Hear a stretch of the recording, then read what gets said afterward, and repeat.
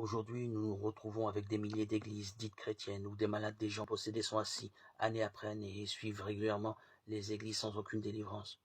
Nous nous retrouvons avec des baptisés qui ne se sont jamais convertis ni repentis de leurs péchés. Nous nous retrouvons avec des prédicateurs qui n'ont aucune puissance quand ils prêchent. Il est coutume d'entendre de la part de pasteurs, mais aussi de ceux qui se disent chrétiens, de juger autrui en leur balançant le texte de Hébreux, chapitre 10, verset 25, dont ils ont tordu le sens véritable de ce texte pour accuser ceux qui voulaient quitter l'Église. N'abandonnons pas notre assemblée comme quelques-uns en ont coutume, mais encourageons-nous mutuellement, et cela d'autant plus que vous voyez le jour s'approcher. Hébreux 10, 25.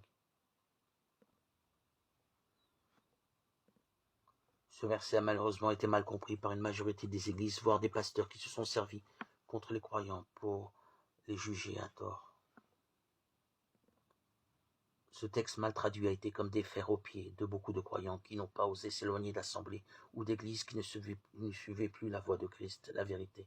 Ils sont restés à se tourmenter, à se compromettre dans des groupes et des systèmes sectaires, religieux, alors qu'ils auraient dû en sortir et s'en séparer pour ne pas participer à leurs fautes et ne pas avoir leur part de leur châtiment. Apocalypse 18, verset 4, 2 Corinthiens 6, verset 17.